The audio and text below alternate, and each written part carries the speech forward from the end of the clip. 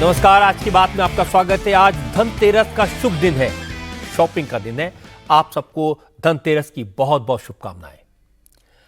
आज महाराष्ट्र में नॉमिनेशन का दौर खत्म हो गया। नामांकन के आखिरी वक्त तक महायुति और महाविकास आघाड़ी दोनों अलायंसेज में सीटों का झगड़ा पूरी तरह सुलझ नहीं पाया।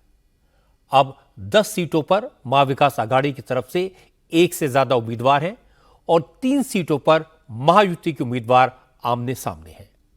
दोनों अलायंसेज ने आखिरी वक्त तक टिकटों के ऐलान किए जिससे बगावत को रोका जा सके, लेकिन ऐसा हुआ नहीं। कई सीटों पर बागी उम्मीदवारों ने निर्दलीय के तौर पर पर्चा भर दिया। बोरीवली सीट पर बीजेपी के नाराज पूर्व सांसद ने नॉमिनेशन फाइल कर दिया।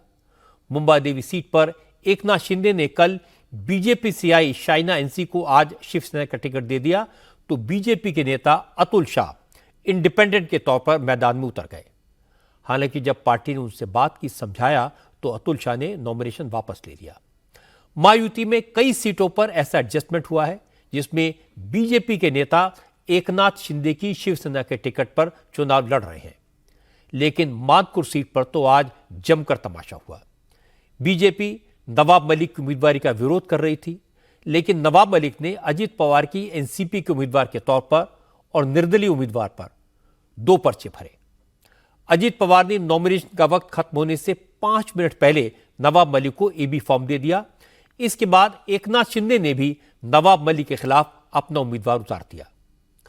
अणुशक्ति नगर में नवाब मलिक की बेटी चुनाव लड़ रही है। इस सीट पर भी एकनाथ शिंदे ने उम्मीदवार उतारा है। आज वर्ली में भी मिलिंद देवड़ा ने आदित्य ठाकरे के खिलाफ पर्चा भर दिया।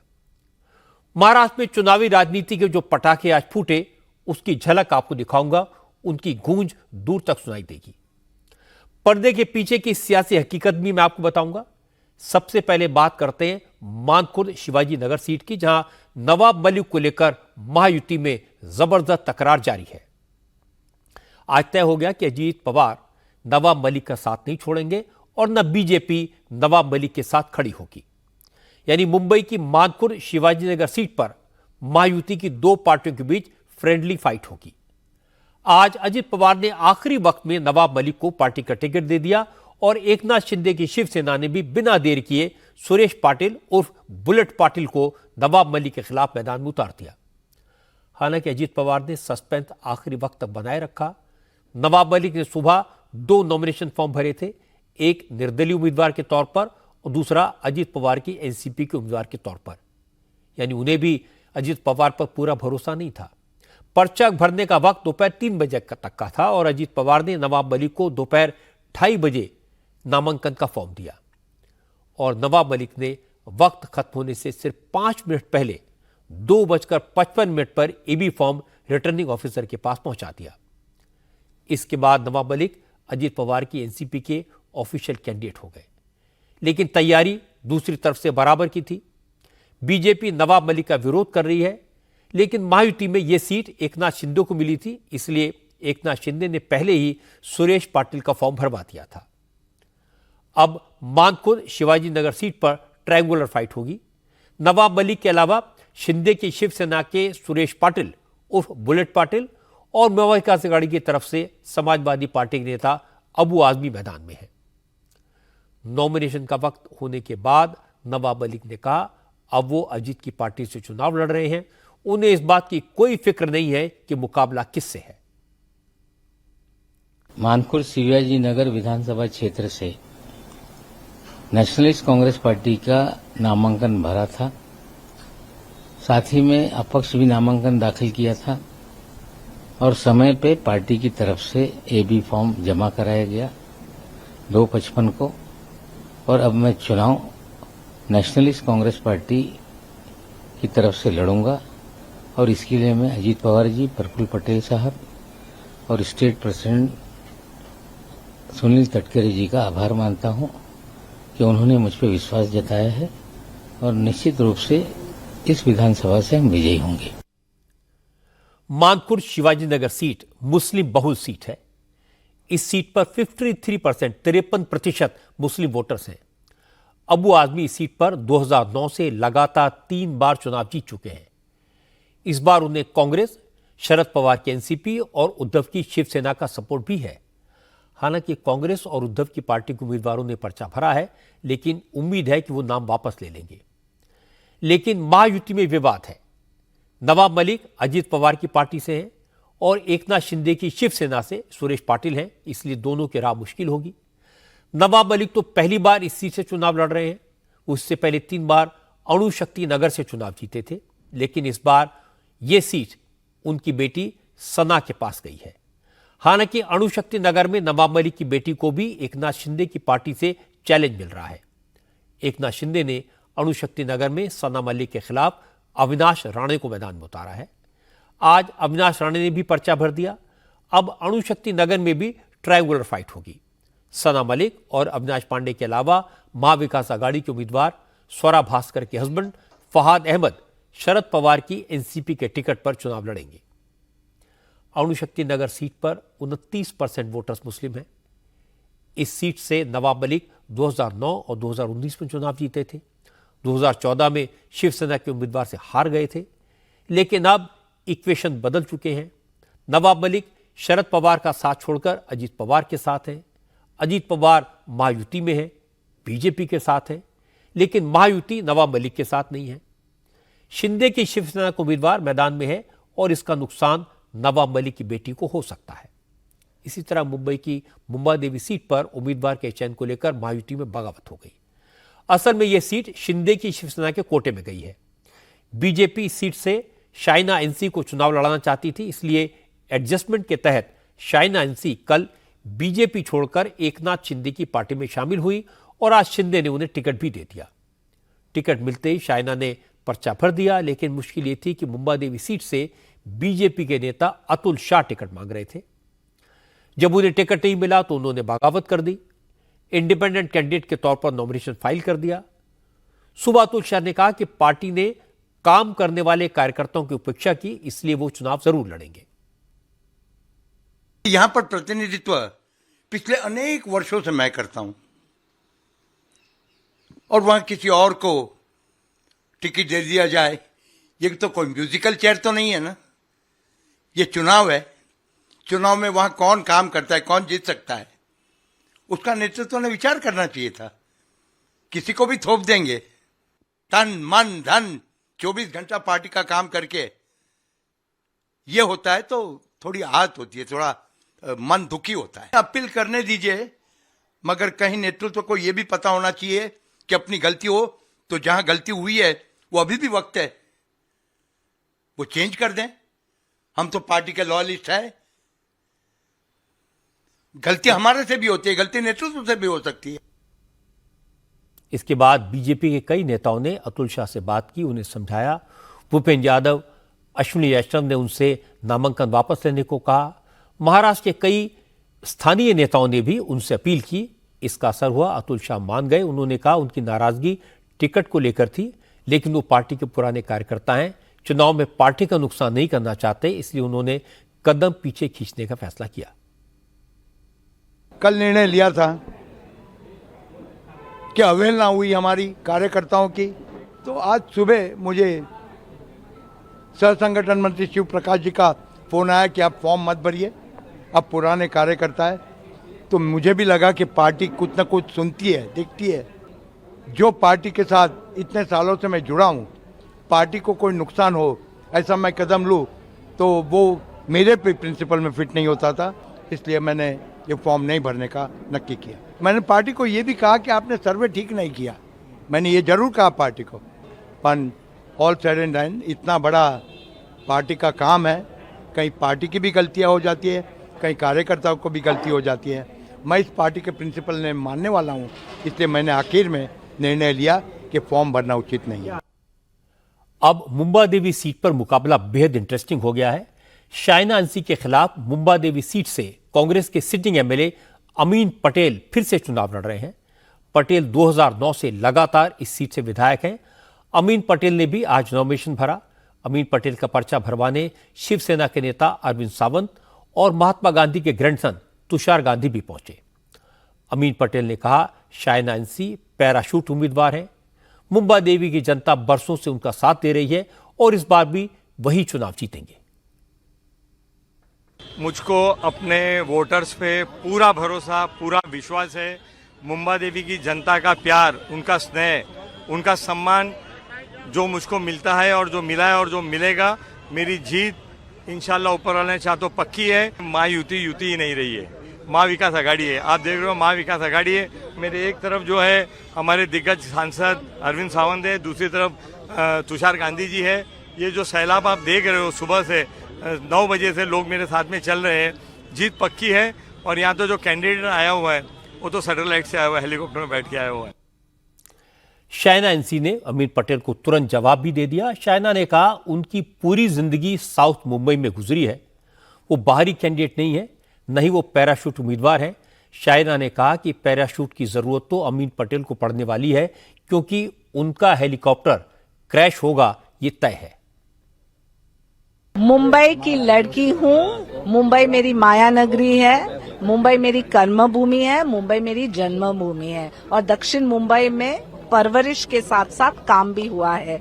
वो जिस पैराशूट की बात करते हैं उनको शायद सावधान रहना चाहिए, क्योंकि उनका हेलीकॉप्टर का क्रैश ना हो, इसी के लिए हम यहाँ एकजुट काम करते हैं। नकारात्मक सोच नहीं सोचते हैं, सकारात्मक रूप से ये बताइए कि आपने किया क्या है, 3 बार जीत के आए हैं तब।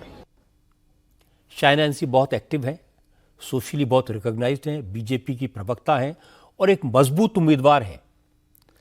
लेकिन मुंबा देवी की सीट मुस्लिम बहुल है। यहां करीब 51% 51% मुस्लिम वोटर्स हैं। अमीन पटेल लगातार 3 बार चुनाव जीत चुके हैं। दूसरे नंबर पर यहां शिवसेना रहती थी, लेकिन इस बार उद्धव का गुट भी उनके साथ है। इसका फायदा अमीन पटेल को मिलेगा। जहां तक शायना एनसी का सवाल है तो वो एक फाइटर है, पहली बार इस सीट से चुनाव लड़ रही हैं, लेकिन वो अमीन पटेल को अच्छी टक्कर देंगी। मुंबा देवी सीट पर तो बीजेपी ने बागी उम्मीदवार को मना लिया, लेकिन बोरीवली सीट पर पूर्व सांसद गोपाल शेट्टी ने बगावत कर दी। बीजेपी के उम्मीदवार के खिलाफ निर्दलीय के तौर पर पर्चा भर दिया। गोपाल शेट्टी के हजारों सपोर्टर्स भी नॉमिनेशन फाइल कराने पहुंचे। असल में बीजेपी ने बोरीवली से संजय उपाध्याय को टिकट दिया है। गोपाल शेट्टी इसका विरोध कर रहे हैं। उन्होंने कल ही निर्दलीय चुनाव लड़ने का ऐलान कर दिया था।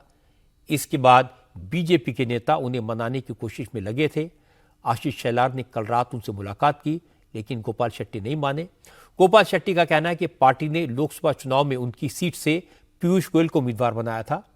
उन्होंने पीयूष गोयल को खुलकर सपोर्ट किया था, क्योंकि वो पीयूष गोयल का सम्मान करते हैं, वो बड़े नेता हैं। लेकिन विधानसभा चुनाव में पार्टी ने बोरीवली से एक बाहरी उम्मीदवार उतार दिया, ये उन्हें मंजूर नहीं है।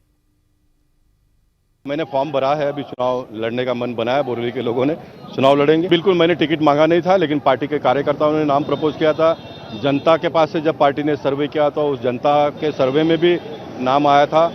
और मेरा मुद्दा तो इतना ही था कि भाई पार्टी के कार्यकर्ताओं में से किसी को मिलना चाहिए, और ऐसा नहीं हुआ, इसलिए ये निर्णय मुझे करना पड़ा। संजय उपाध्याय महासचिव है। संजय के जगह पर पार्टी का कोई बहुत छोटा कार्यकर्ता भी होता, पार्टी ने अगर उसको टिकट दिया तो उसको स्वीकारना और उसके पीछे खड़ा होना ये मेरा दायित्व बनता था। लेकिन बोरीवली में कार्यकर्ता जब इतने बड़े पैमाने पे है, बोरीवली के कार्यकर्ता जान लगाकर पार्टी को उन्होंने खड़ा किया है, तो उनमें से कोई कार्यकर्ता को टिकट मिलना चाहिए, यही मुद्दा है, बाकी कोई मुद्दा नहीं है। अभी तो फॉर्म भर दिया गया है। अभी तो भारतीय जनता पार्टी ने और संघ परिवार ने हमको ये सिखाया है कि कदम आगे बढ़ाना है, कदम पीछे लेना नहीं है। घर में जब किसी मुद्दे को लेकर मतभेद 4 भाइयों में होता है तो उसको लड़ाई नहीं कहा जाता है, उसको मतभेद होता है। जिस वक्त गोपाल शेट्टी नॉमिनेशन फाइल करने पहुंचे, उसी वक्त संजय उपाध्याय भी वहां नामांकन के लिए आए। इस दौरान दोनों के समर्थकों में जमकर नारेबाजी हुई।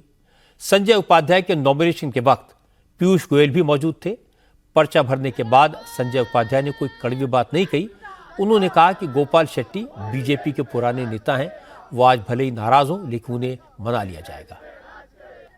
गोपाल जी के साथ वर्षों से काम किया हूं और मुझे पूरा विश्वास है उनका आशीर्वाद मिलेगा। कल रात को भी मैंने उनसे मुलाकात की थी, वो मेरे साथ हैं। पार्टी के वरिष्ठ उनसे अनुरोध कर रहे हैं, मुझको पूरा विश्वास है वो भारतीय जनता पार्टी का साथ रहेंगे। वैसे तो बोरीवली बीजेपी की सबसे सेफ सीट है। 1978 के बाद से ये सीट हमेशा बीजेपी ने जीती है। लेकिन गोपाल शेट्टी बीजेपी के बड़े नेता हैं, लोकप्रिय हैं, बोरीवली में उनका प्रभाव है, इसलिए संजय उपाध्याय को नुकसान हो सकता है, लेकिन नुकसान इतना नहीं होगा कि बीजेपी पर हार का खतरा हो। ये बात गोपाल शेट्टी भी अच्छी तरह समझ रहे होंगे, इसलिए बीजेपी के नेताओं को भरोसा है कि 4 नवंबर तक गोपाल शेट्टी मान जाएंगे, नाम वापस ले लेंगे। मुंबई की वर्ली सीट पर इस बार कांटे का मुकाबला होना तय है। आज शिंदे की शिवसेना के उम्मीदवार मिलिंद देवड़ा ने वर्ली से आदित्य ठाकरे के खिलाफ नॉमिनेशन फाइल किया। मिलिंद शिवसेना के राज्यसभा सांसद हैं, लेकिन आदित्य ठाकरे को चुनौती देने के लिए एकनाथ शिंदे ने मिलिंद देवड़ा पर दांव चला है। आज मिलिंद देवड़ा के रोड शो में इसकी झलक दिखाई दी। शिंदे की पार्टी ने रोड शो में पूरी ताकत लगाई। जिन जिन इलाकों से मिलिंद देवड़ा का रोड शो गुजरा, वहां उन्हें जबरदस्त सपोर्ट मिला। नामांकन और रोड शो के दौरान शिवसेना के सांसद और एकनाथ शिंदे के बेटे श्रीकांत पूरे वक्त मिलिंद देवड़ा के साथ रहे। मिलिंद देवड़ा दक्षिण मुंबई से 2 बार लोकसभा का चुनाव जीत चुके हैं। इस इलाके में उनकी अच्छी खासी पकड़ है। आज नामांकन के बाद मिलिंद ने कहा वो वर्ली से किसी को हराने के लिए चुनाव नहीं लड़ रहे। उनका लक्ष्य वर्ली के लोगों की सेवा करना है, उनके साथ इंसाफ करना है। मिलिंद देवड़ा ने कहा इस चुनाव को वो नहीं, इस चुनाव को मुख्यमंत्री एकनाथ शिंदे लड़ रहे हैं। वर्ली एक प्रकार से मैं कॉन्फिडेंटली कह सकता हूं इस बात को कि मुंबई का सबसे कॉस्मोपॉलिटन निर्वाचन क्षेत्र है। वर्ली में आपको सभी समाज दिखाई देगी और उनको न्याय देना यही हम सबका एक ही यूनाइटेड एक उद्देश्य है, एक लक्ष्य है। और मुख्यमंत्री साहब, मैं मानता हूं कि वे स्वयं वर्ली के उम्मीदवार के रूप में इस चुनाव लड़ रहे हैं। मुख्यमंत्री साहब स्वयं चाहते हैं कि वर्ली में सबसे आम लोग उनको न्याय मिले। ये कोई नकारात्मक कैंपेन हम नहीं करने जा रहे हैं, एक सकारात्मक कैंपेन विकास के आधार पर लड़ने जा रहे हैं। ये पर्सनल कोई बैटल नहीं है। हमारा उद्देश्य किसी को हराना नहीं, हमारा उद्देश्य है कि वर्लीकरों को, मुंबईकरों को और महाराष्ट्र में आम लोगों को जिताना है। मिलिंद देवड़ा ने कहा वो किसी को हराने के लिए चुनाव नहीं लड़ रहे, लेकिन शिवसेना शिंदे के सांसद श्रीकांत शिंदे ने आदित्य ठाकरे पर सीधा हमला किया। श्रीकांत शिंदे ने कहा कि 5 साल में आदित्य ठाकरे ने इस इलाके में अपना दफ्तर तक नहीं खोला, लोगों के साथ उनका कोई कनेक्ट नहीं है। श्रीकांत शिंदे ने कहा कि वर्ली इस बार बदलाव चाहता है, क्योंकि यहां के लोगों को ब्रांडेड नहीं बल्कि काम करने वाला नेता चाहिए। मिलिंद जी 10 साल इस क्षेत्र का नेतृत्व कर चुके हैं एज एन एमपी। उनको वर्ली के प्रश्नों के बारे में पता है, लोकल प्रश्न क्या है, लोकल ग्राउंड लेवल की रियलिटी क्या है, ये उनको पता है। तो मुझे लगता है कि ग्राउंड से जुड़ा हुआ नेता वर्लीकरों को चाहिए, ना कि ब्रांडेड। लोकल जो है वो लोकल आदमी वर्लीकरों को चाहिए। मुझे लगता है कि 10 साल पहले ही एमपी मिलिंद जी रहे हैं यहाँ पर, और जो यहाँ पर एमपी अभी एमएलए थे वो 5 साल उनका ऑफिस भी यहाँ पर नहीं हुआ। लोगों की समस्या वैसी ही थी, वो समस्या गए 2 साल में हमने सॉल्व करने का प्रयत्न हमारी सरकार के माध्यम से किया, मिलिंद जी ने किया। तो मुझे लगता है कि लोगों ने ये सब देखा है, एक्सपीरियंस किया है, अभी लोगों को चेंज चाहिए। श्रीकांत शिंदे ने आदित्य ठाकरे को ब्रांडेड नेता कहा तो उद्धव की पार्टी की तरफ से जवाब तुरंत आया। अरविंद सावंत ने कहा शिंदे ने जिस जमीनी नेता को आदित्य के खिलाफ उतारा है उसकी जमीन है कहां, वो तो एक पार्टी में टिकता भी नहीं। सावंत ने पूछा जो खुद सांसद है उसे चुनाव लड़ने की जरूरत क्यों पड़ रही है। तरस आ रहा है, मुझे तरस आ रहे हैं। क्या परेशानी है, देखो यहाँ जो पार्टी छोड़कर दूसरे पार्टी में जाता है, वहां जो उसके पिताजी जिंदगी भर कांग्रेस में रहे, वो रोजाना अपनी पार्टी बदल रहे हैं, रोजाना अपना रुख बदल रहे हैं। अब राज्यसभा में सांसद होने के बावजूद भी वहां आ रहा है, इसका मतलब क्या है? इसका मतलब वही तो पूछो भाई, कोविड में कहा था आप कहाँ थे कोविड में? ये तो पहले पूछो उसको, फिर पता चलेगा वो जनता से जुड़े हुए लोग हैं कि नहीं है। इसलिए आज संविधान का धोखा आज भी खत्म नहीं हुआ। महाराष्ट्र लूटा जा रहा है, तब ये चुप बैठने वाले लोग हैं। तो महाराष्ट्र को लाचार बनाने वाले लोग, सरकार वहां बैठी, तब भी ये चुप बैठने वाले लोग हैं। वर्ली में इस बार आदित्य ठाकरे को कड़ा मुकाबला करना पड़ेगा, क्योंकि मिलिंद देवड़ा बहुत स्ट्रांग कैंडिडेट हैं। इस इलाके से एमपी रह चुके हैं, यहां के चप्पे चप्पे को जानते हैं और चुनावी रणनीति के मास्टर हैं। इस बार राज ठाकरे ने भी संदीप देशपांडे को मैदान में उतारा है। संदीप देशपांडे का अच्छा खासा असर है, इसलिए उद्धव के बेटे के लिए चुनौती कठिन है। जहां तक बागी उम्मीदवारों का सवाल है तो महाराष्ट्र में अभी विड्रॉल का दौर बाकी है, तो नेताओं के सिर पर रूठने वालों को मनाने का प्रेशर बना रहेगा। लेकिन यह कह सकते हैं कि टिकट फाइनल होने के बाद महाराष्ट्र की चुनावी जंग आज से शुरू हो गई, बिगुल बच गया। 2 महीने पहले यह लड़ाई एक तरफा दिखाई दे रही थी। उस समय सब कहते थे शरद पवार और उद्धव ठाकरे ने ऐसा जाल बुना है कि कांग्रेस के साथ मिलकर उन्होंने अपने गठबंधन की जीत पक्की कर दी है। आमतौर पर यह माना जा रहा था कि बीजेपी, शिवसेना और अजित दादा के एनसीपी इस बार चुनाव नहीं जीत पाएंगे, उनका बुरा हाल होगा। इसके लिए लोकसभा चुनाव के नतीजों का उदाहरण भी दिया जाने लगा। लेकिन पिछले 8 हफ्तों में हवा बदली है। अब लगभग बराबर की चोट है और इसकी वजह है कि शिंदे सरकार ने कई योजनाओं का ऐलान किया। उन्होंने सिर्फ वादे नहीं किए, लाडली बहना से लेकर लाडले भाई तक, किसानों से लेकर जवानों तक सबको अच्छे खासे तोहफे दे दिए, जिसे आप रेवड़ियां कह सकते हैं या मुफ्त कमाल। लेकिन इसका असर जबरदस्त हुआ है। महिलाओं का रुझान अब महायुति की तरफ दिखाई देने लगा है। नौजवानों का गुस्सा कम हुआ है।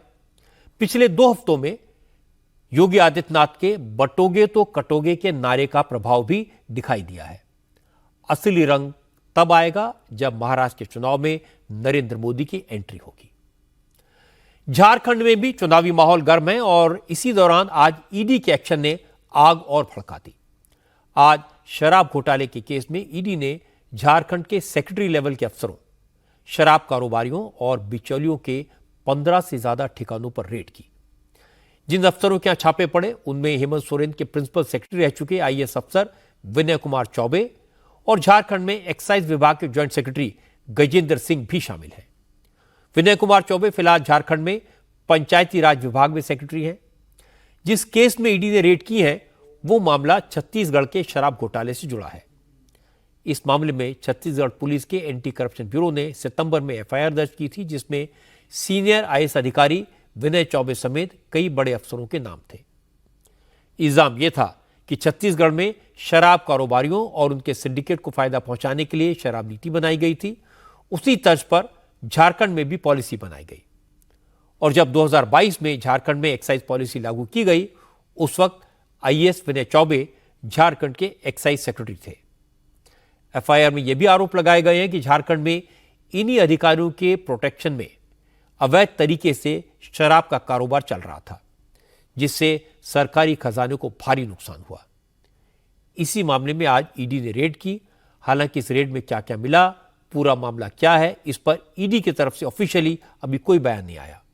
लेकिन ईडी की रेड चुनावी सियासत का मुद्दा जरूर बन गई। झारखंड बीजेपी के अध्यक्ष बाबूलाल मरांडी आज साहिबगंज जिले की उसी बरहेट सीट पर कैंपेन के लिए पहुंचे थे जहां से हेमंत सोरेन चुनाव लड़ रहे हैं। बाबूलाल मरांडी ने कहा सबसे ज्यादा करप्शन इसी इलाके में है।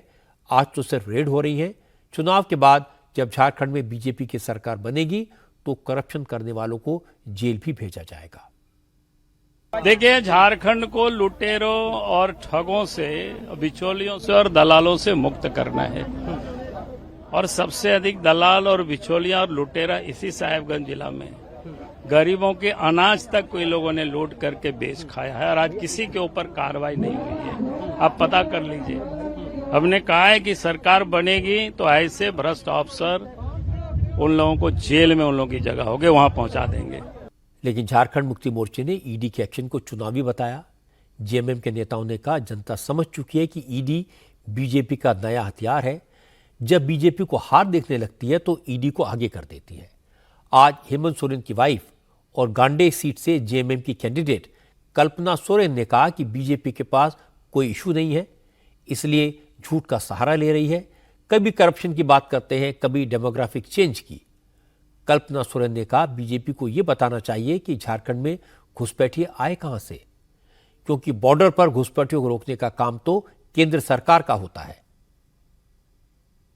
मैं तो ये पूछना चाहूंगी कि बांग्लादेश से घुसपैठिए घुस रहे हैं तो बांग्लादेश का बॉर्डर तो झारखंड से नहीं ना सटा हुआ है।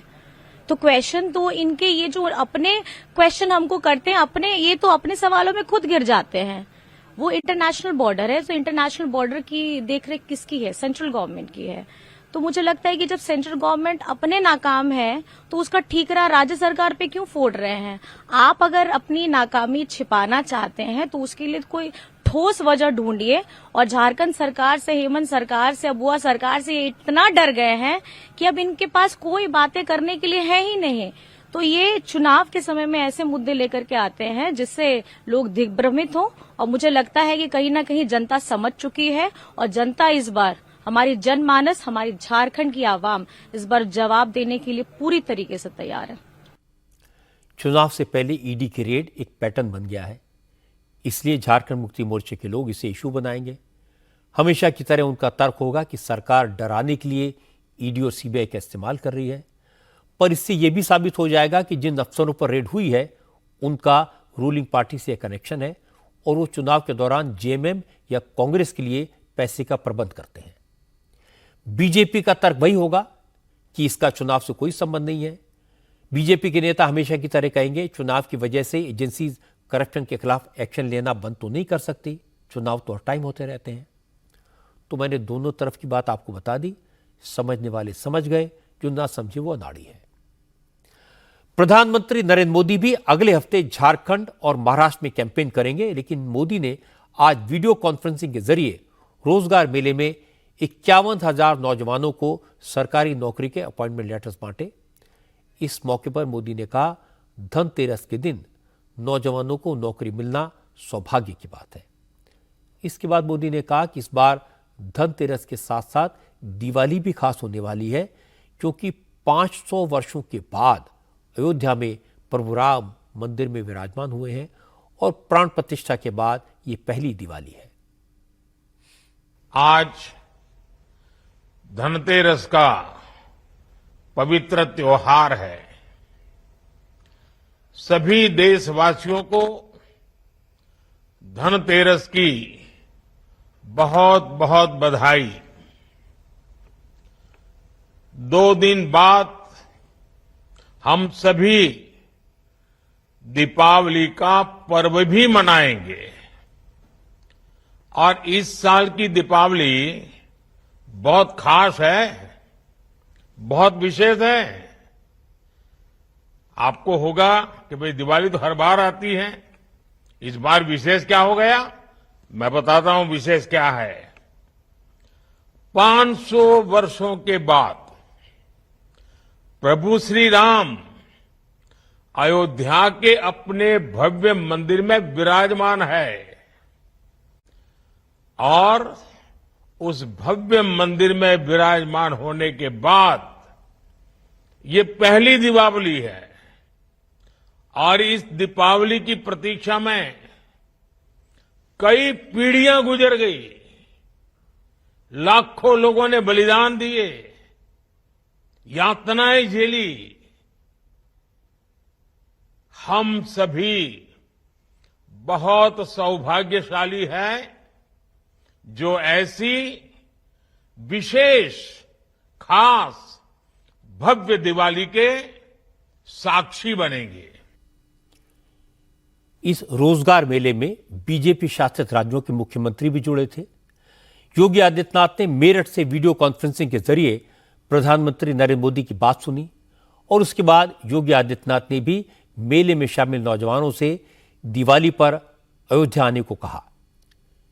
योगी ने न्योता देते हुए कहा, इस बार अयोध्या की दिवाली भव्य और दिव्य होगी। वो खुद कल अयोध्या में रहेंगे और सभी राम भक्तों से अपील करेंगे कि इस बार राम मंदिर के नाम का एक दिया अपने घर में जरूर जलाएं। कल मुझे अयोध्या धाम रहना है। अयोध्या में रामलला के प्रकट होने के बाद, रामलीला के विराजमान होने के बाद पहला दीपोत्सव का आयोजन भी है और मैं आपका भी आह्वान करूंगा, अयोध्या के दीप के साथ आपके घरों में भी दीप जलने चाहिए। भगवान राम के आगमन पर आपके घरों में भी दीप जलने चाहिए। इस अवसर पर आप सबको दीपावली की हृदय से बधाई। दीपावली की खुशी आपके जीवन में, आपके पारिवारिक जीवन में, आपके सार्वजनिक जीवन में निरंतरता बनी रहे, इस विश्वास के साथ आप सभी को मैं अपनी हृदय से बधाई देता हूं, अपनी शुभकामनाएं देता हूं। जय जय श्री राम। अयोध्या में इस बार की दिवाली वाकई में ऐतिहासिक होने वाली है, क्योंकि 500 साल के बाद राम मंदिर में रामलला की प्राण प्रतिष्ठा के बाद ये पहली दिवाली होगी। अयोध्या प्रभु राम के स्वागत के लिए सजकर तैयार हो चुकी है। घाट सज चुके हैं। चौक चौराहों बाजारों में जबरदस्त लाइटिंग दिखाई दे रही है। सरयू के तट पर लेजर लाइट्स लगाई गई है। लेजर शो के जरिए रामायण दिखाने का इंतजाम किया गया है। सरयू के घाट पर जो दीपोत्सव होने जा रहा है उसमें 28 लाख दीप प्रज्वलित किए जाएंगे, जो एक नया वर्ल्ड रिकॉर्ड होगा। इसके लिए अयोध्या के घाटों पर दिए सजाने का प्रोसेस लगातार चल रहा है। अयोध्या में सरयू नदी पर राम की पैड़ी से लेकर तमाम दूसरे घाटों पर दिए और बाती लगाए जा रहे हैं। 30,000 लीटर सरसों का तेल पहुंच चुका है। जब दिवाली के दिन सरयू के घाट पर दिए जलेंगे तो नजारा अद्भुत होगा। आज राम की पैड़ी पर पंडितों, साधु संतों और महिलाओं समेत 1100 लोगों ने आरती की। दिवाली के दिन हर बार की तरह प्रभु राम, माता सीता, लक्ष्मण और हनुमान जी हेलीकॉप्टर के जरिए सरयू के तट पर उतरेंगे। मुख्यमंत्री योगी आदित्यनाथ प्रभु श्री राम की आरती उतारेंगे। सारी तैयारियां पूरी हो चुकी हैं। गिनीज बुक ऑफ रिकॉर्ड्स की टीम दियों की काउंटिंग के लिए अयोध्या पहुंच चुकी है। एक सिमेट्रिकल अरेंजमेंट पे चल रहा है, जिसमें एक कोई भी स्क्वायर की कोई भी एक साइड आपको इक्वल मिलनी ही चाहिए, जो 16 दिए की स्क्वायर होना ही चाहिए, लाइन होनी ही चाहिए। मैंने जिस तरह से आपको बताया कि हमारा काउंटिंग का एक पैटर्न हमने फिक्स किया है, वही पैटर्न को जो गिनीज की तरफ से जो जज आते हैं वो क्रॉस चेक करते हैं। वो किसी भी रैंडम घाट पे चले जाएंगे और रैंडम स्क्वायर को पकड़ेंगे और बोलेंगे कि आपका ये काउंट हमें दिखाओ कि कैसे आया है। और हमने जो काउंट करके दिया है वो और एक्चुअल जो स्क्वायर है वो मैच हो जाएगा तो सही है। अयोध्या में दिवाली को लेकर, दीपों के उत्सव को लेकर पूरी दुनिया में उत्साह है, लेकिन यूपी कांग्रेस के अध्यक्ष अजय राय ने अयोध्या के दीपोत्सव को बीजेपी का इवेंट करार दे दिया।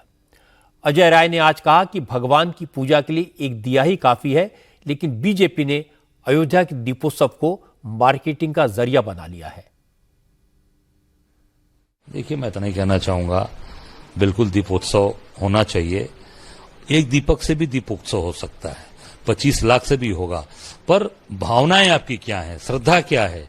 केवल उसकी मार्केटिंग करना, केवल उसको एक इवेंट बनाना, इवेंट मार्केटिंग मत करिए। श्रद्धा से एक दीपक भी जलाकर जय श्री राम हो सकता है, भगवान की आराधना हो सकती है, भगवान की पूजा होती है। घर में क्या एक ही दिया जलाते हैं ना, कि पूरा घर तो दिया पूरे मंदिर में सजाते नहीं, एक दिया जलाकर भगवान से प्रार्थना करते हैं। और वही हमारी आस्था है, आस्था होनी चाहिए, मार्केटिंग नहीं, इवेंट नहीं होना चाहिए। ये समझना मुश्किल है कि कांग्रेस के नेताओं को राम मंदिर से इतनी प्रॉब्लम क्यों है। उन्हें हर चीज में इवेंट क्यों नजर आता है। जब राम मंदिर का केस कोर्ट में था तो इन्होंने प्रभु राम को काल्पनिक बताया था। जब प्राण प्रतिष्ठा हुई तो उसका निमंत्रण ठुकरा दिया था। रामलला की प्राण प्रतिष्ठा को बीजेपी का इवेंट बता दिया था। राहुल गांधी को वहां ऐश्वर्या राय नाचती हुई नजर आने लगी। अब दीपावली का शुभ अवसर है, श्री राम के अयोध्या लौटने का दिन है, तो अजय राय को दियों से प्रॉब्लम है। कांग्रेस पहले ऐसे विचारों वाली पार्टी नहीं थी। आज भी कांग्रेस में बड़ी संख्या में ऐसे नेता हैं जो जन भावनाओं को समझते हैं, लोगों की भक्ति भावना का आदर करते हैं। पर कुछ नेताओं ने दीपों के अलौकिक पर्व का भी विरोध करने का ठेका ले लिया है। अच्छा तो ये होगा कि ये नेता भी दीपावली के दिन प्रभु राम के नाम का दिया जलाएं, उत्साह से दीपावली मनाएं। देश के लोगों की भावना तो यही है। दिवाली को लेकर विदेशों में रहने वाले भारतीयों में कितना गजब का उत्साह होता है। विदेश में रहने वाले भारतीय इसे कितने जोश खरोश से मनाते हैं, इसका उदाहरण आपको दिखाता हूं। व्हाइट हाउस में प्रेसिडेंट जो बाइडेन ने भारतीय मूल के लोगों के साथ दिवाली सेलिब्रेशन की शुरुआत की। बाइडेन ने कहा, दिवाली की रोशनी की तरह पूरी दुनिया में इंडियन कम्युनिटी भी हर फील्ड में अपनी प्रतिभा से भारत का नाम रोशन कर रहे हैं।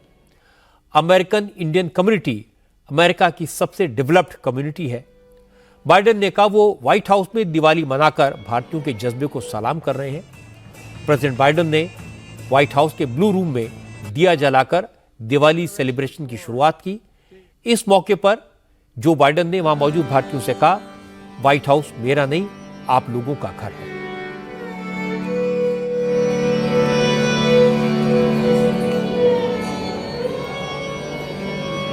South Asian American community enriched every part of American life, and that's the truth. And that is among the fastest growing, most engaged community in the country you are now.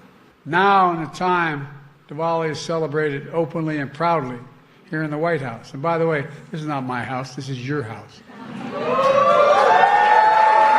No, it really is. It's the people's house. America में भारतीय मूल के करीब 28 लाख लोग रहते हैं। Annual income के हिसाब से देखें तो अमेरिका में रहने वाले भारतीय मूल के लोगों की सालाना आय करीब $1,24,000 है, जो अमेरिका में रहने वाली किसी भी इमिग्रेंट कम्युनिटी से ज्यादा है। तो भारतीय कितने मेहनती हैं, इसका अंदाजा आप लगा सकते हैं। अमेरिका में हर फील्ड में इंडियन ओरिजिन के लोगों का दबदबा है। सभी पार्टियों को इंडियन ओरिजिन के लोगों की सपोर्ट की जरूरत होती है, इसलिए रिपब्लिकन हो या कंजर्वेटिव, दोनों पार्टियों के नेता हिंदुस्तानी त्योहारों को पूरे जोश से मनाते हैं। प्रेसिडेंट जॉर्ज बुश के वक्त से व्हाइट हाउस में दिवाली सेलिब्रेशन की परंपरा शुरू हुई थी, जिसे बराक ओबामा, डोनाल्ड ट्रंप से लेकर प्रेसिडेंट जो बाइडेन ने जारी रखा है। दिल्ली के पड़ोस में गाजियाबाद से आज हैरान करने वाली खबर आई। कोर्ट रूम में वकीलों पर लाठीचार्ज हुआ। कई वकीलों के सिर फूट गए, कई वकीलों की टांगें टूट गई। कोर्ट रूम में इस तरह के हालात अचानक नहीं बने। कोर्ट की कार्रवाई शुरू हुई तो एक केस की सुनवाई को लेकर जज के साथ वकीलों की बहस हो गई। 90 लाख की ठगी के केस में आरोपियों को कोर्ट से एंटीसिपेटरी बेल मिल गई थी। आरोपी गिरफ्तारी से बच गए, वकील इसका विरोध करने लगे। डिस्ट्रिक्ट जज अनिल कुमार की कोर्ट में वकीलों ने इस केस को रखा, तुरंत सुनवाई की मांग की।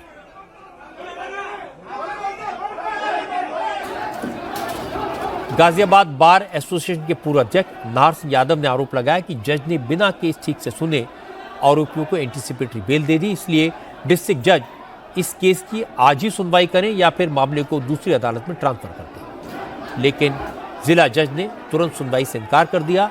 इसके बाद हंगामा शुरू हुआ। बात बढ़ी तो जज साहब ने पुलिस को फोन कर दिया। सैकड़ों पुलिसकर्मी हालात को संभालने के लिए कोर्ट में पहुंच गए। वकीलों को कोर्टरूम से बाहर जाने को कहा, लेकिन वकील पुलिस से भिड़ गए। इसके बाद पुलिस ने लाठीचार्ज किया, जिसमें कई वकील घायल हो गए।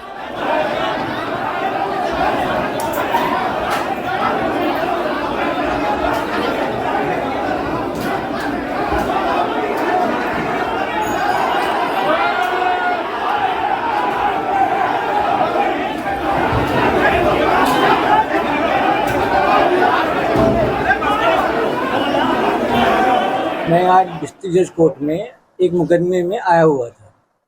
वहाँ पे एक केस को लेके जज साहब भड़क रहे थे और वो कह रहे थे कि मेरी इच्छा जैसे मैं वो चाहूँगा वैसे करूँगा। वकीलों के उनके बीच में थोड़ा सा बात हुई, उन्होंने तभी पुलिस बुला ली। पुलिस बुलाने के बाद उन्होंने डाइस पे अपना गाउन उतारा और धमकी दी कि आकर तुम सबको देखता हूँ। और उसके बाद में डीसीपी राजेश जो थे वो वहाँ पर आए और उन्होंने वहाँ पे वकीलों से कहा कि या तो कोर्टरूम खाली कर जाओ, नहीं तो लाठीचार्ज करी जाएगी। और थोड़ी देर के बाद में डीसीपी राजेश ने पुलिस को आदेश किया कि लाठीचार्ज कर दीजिए। वहीं डीसीपी राजेश ने मेरे पिताजी को पकड़ के गिराया जमीन पे, जिनको बचाने के लिए जब मैं गया हूँ तो पुलिस ने मेरे कोहनी पे, मेरे सिर में, मेरी कमर पे, मेरी टांगों पे डंडे बरसाए। जब मेरे सिर से खून निकला है, मेरी कमर में सूजन है, मेरे पैर में सूजन है और मेरी कोहनी फटी हुई है। और भी वकील वहाँ बहुत वकील थे, क्योंकि दरवाजा छोटा था, बाहर भी पुलिस थी, अंदर ही पुलिस थी। ये पूरा का पूरा डिस्ट्रिक्ट जज ने प्लान करके डीसीपी के राजेश के साथ मिलकर काम किया। वकील अपनी बात रख रहे थे, थोड़ा लाउड हो गए होंगे, डिस्ट्रिक्ट जज भी लाउड था, लेकिन पुलिस लाठीचार्ज करेंगे। डिस्ट्रिक्ट जज कोर्ट रूम के अंदर है। वकील साहब घायल हैं, ये तो दिखाई दे रहा है। वो पुलिस और डिस्ट्रिक्ट जज पर इल्जाम भी लगा रहे हैं, लेकिन ये सिर्फ एक पक्ष है। पुलिस ने लाठीचार्ज किया, लेकिन वकीलों ने भी खूब हंगामा किया। कोर्ट रूम में कंप्यूटर तोड़ डाले, कुर्सियां तोड़ दी, शीशे फोड़ डाले। इसके बाद कोर्ट परिसर में मौजूद पुलिस चौकी पर हमला किया, चौकी को आग के हवाले कर दिया। हालांकि पुलिस ने फिलहाल वकीलों के खिलाफ कोई लीगल एक्शन नहीं लिया है। Ghaziabad additional police commissioner Dinesh Kumar ने कहा, वकीलों के हंगामे के कारण हालात अचानक बिगड़ गए, इसलिए पुलिस को पूरा फोकस जज साहब को बचाने और कोर्ट रूम में व्यवस्था बनाए रखने पर करना पड़ा। इसी का फायदा उठाते हुए वकीलों ने पुलिस चौकी में तोड़फोड़ की, आगजनी की। दिनेश कुमार ने कहा, पुलिस पूरे मामले की जांच कर रही है, जांच के बाद एक्शन भी होगा।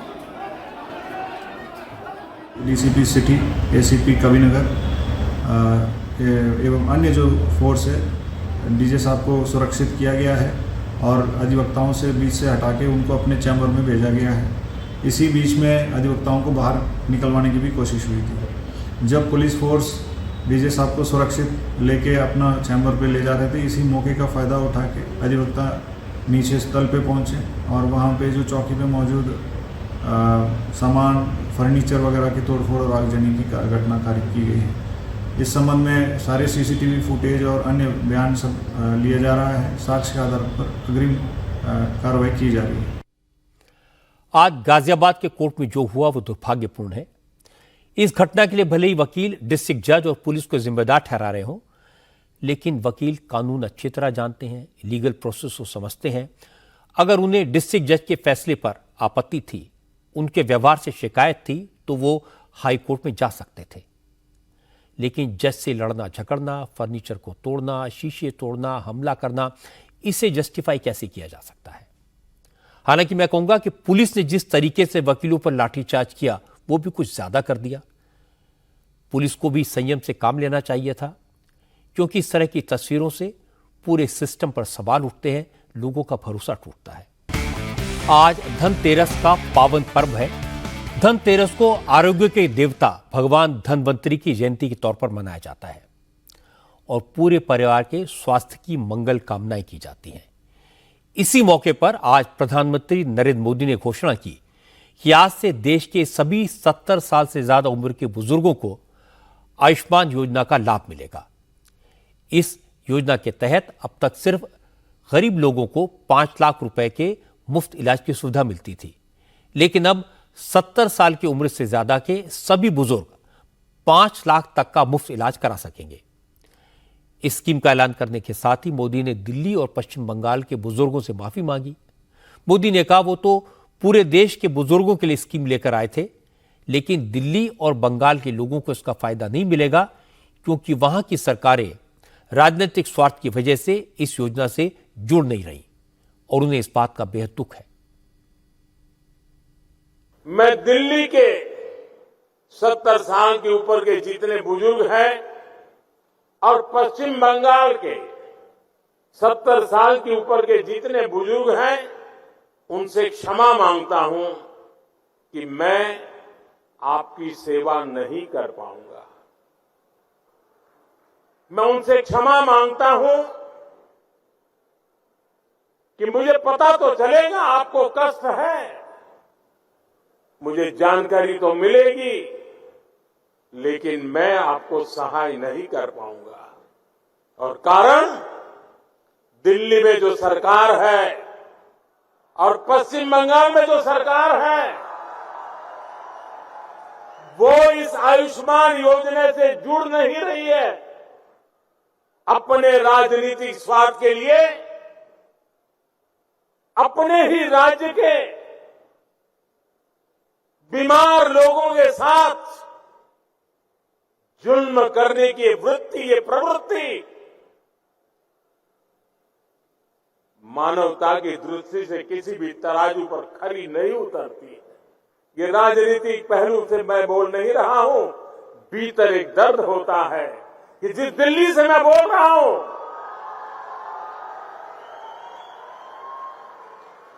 दिल्ली के भी बुजुर्ग मेरी बात सुनते होंगे, मेरे दिल में कितना दर्द होता होगा, मैं शब्दों में बयान नहीं कर पाऊंगा। आज जो आयुष्मान योजना शुरू हुई है वो बुजुर्गों के लिए वाकई में वरदान है। इन बुजुर्गों का आशीर्वाद मुझे हमेशा मिला है, उनके स्नेह ने मुझे हमेशा शक्ति दी है। इसलिए मैं थोड़ा समय लेकर 70 साल से ज्यादा उम्र के दर्शकों को यह स्कीम समझाना चाहता हूं। पहला सवाल यह है कि क्या इस योजना का लाभ 70 साल से अधिक उम्र के हर बुजुर्ग को मिलेगा, या जिनकी इनकम ज्यादा है उन्हें इसका फायदा नहीं मिलेगा? इसका जवाब यह है कि 70 साल से अधिक उम्र के हर बुजुर्ग को, चाहे उनकी इनकम कितनी भी हो, 5 लाख तक का इलाज मुफ्त मिलेगा। आपकी आमदनी कितनी है उससे कोई फर्क नहीं पड़ेगा। दूसरा सवाल यह उठता है, क्या परिवार के हर बुजुर्ग को 5-5 लाख का इलाज मिलेगा? तो इसका जवाब यह है कि यह योजना परिवार के लिए है। दादा दादी दोनों कवर होंगे और सालाना 5 लाख को शेयर करेंगे। अब सवाल है कि अगर परिवार पहले से आयुष्मान का लाभार्थी है तो क्या होगा? अगर परिवार पहले से आयुष्मान योजना का लाभार्थी है तो भी 70 साल से अधिक उम्र वाले बुजुर्गों को अलग से लाभ मिलेगा। उनको अपना KYC अपडेट कराना होगा। बुजुर्गों के लिए जो 5 लाख रुपए का लाभ मिलेगा वो सिर्फ उन्हीं के लिए होगा, कोई कम उम्र वाला व्यक्ति उसे शेयर नहीं कर पाएगा। अब बुजुर्ग ये पूछेंगे कि अगर किसी ने प्राइवेट कंपनी का हेल्थ इंश्योरेंस लिया हुआ है तो क्या होगा? तो इसका जवाब है कि इंश्योरेंस होने के बावजूद बुजुर्ग आयुष्मान भारत प्रधानमंत्री जन आरोग्य योजना का लाभ उठा सकेंगे। लेकिन अगर आप सरकारी कर्मचारी रह चुके हैं, आपके पास CGHS का कार्ड है जिसमें आपके सारे मेडिकल एक्सपेंसेस कवर होते हैं, तो आपको CGHS या आयुष्मान योजना दोनों में से किसी एक को चुनना होगा। दोनों का लाभ एक साथ नहीं मिल पाएगा। 70+ के बुजुर्गों को आयुष्मान भारत योजना का लाभ उठाने के लिए अलग से कार्ड बनवाना होगा, जिसका प्रोसेस आज से शुरू हो गया है। मैं नरेंद्र मोदी की तारीफ करूंगा। उन्होंने देश के बुजुर्गों की चिंता की, उनके स्वास्थ्य के लिए यह योजना शुरू की और इसे इनकम से ना जोड़कर इसे आसान बना दिया। उन्हें बड़े बूढ़ों का आशीर्वाद जरूर मिलेगा।